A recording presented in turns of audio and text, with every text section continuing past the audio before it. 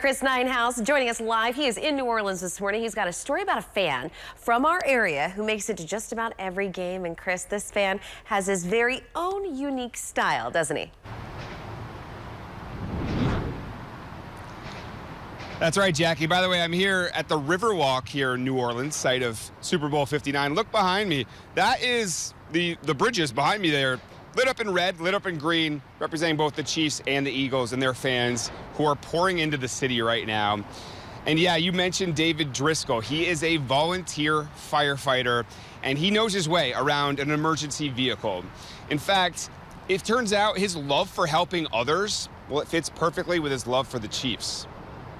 David Driscoll grew up going to Chiefs games with his father. It's something they're still doing to this day. It's not just football, it's not just a sport, it's the family element. And he's seen firsthand why games at Arrowhead Stadium mean so much to so many. A guy sat right in front of me a year ago, and it was his first time at Arrowhead, and he broke down in tears because he said, I've always dreamed of being here. So it makes sense. The Logan Rogersville volunteer firefighter combined his passion for helping others. Everything else crazy. With his passion for Red Kingdom. I found just a website where it was a used ambulance for sale. The purchase was made. And everybody's like, what are you doing with this? And I said, you'll just have to wait and see.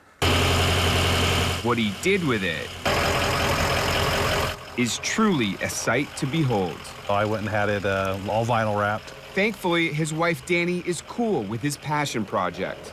In fact, David says she's their master chef. I was very fortunate. My wife is a diehard Kansas City fan just as much as I am. She thinks I'm crazy, which I don't deny it. I am a fanatic. The ambulance is not just beautiful, but I just knew that they're good trucks, and they can be multi-purpose. It's downright practical. It is a fully locked and loaded ambulance. We literally load it first of the season, and the only thing we do is take whatever food we're taking for the game.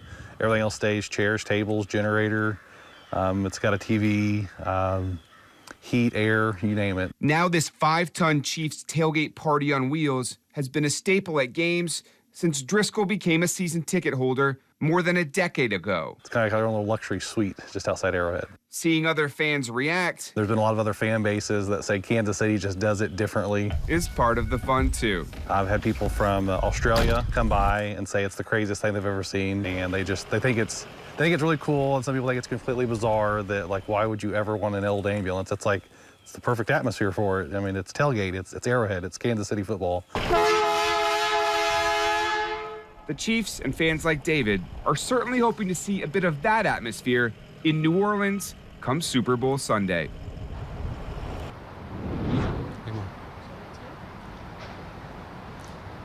David and his ambulance, they won't be making the trip here to New Orleans. In fact, he says he and his family have a routine that they do for every Super Bowl. Every time they've done it, the Chiefs have won. Pizza, wings, family, football. They have a strict order how they put everything out. So that's what they're going to be doing. But, Jackie, they do have a name for the ambulance. They call it the Fanbulance. The Fanbulance. I love it. Well, you know, everybody has their flavor. We know New Orleans has its own flavor. So we have to know, I know you have a growing list of recommendations.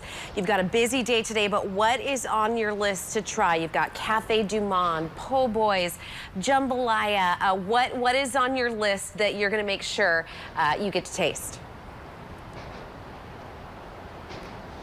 You know what? The first thing is I hope I'm pronouncing these things right because they have that French flavor. I'm actually from a part of upstate New York that's right south of French Canada, and I came here to New Orleans, and I was like, wow, I get a Montreal vibe here. This is pretty cool.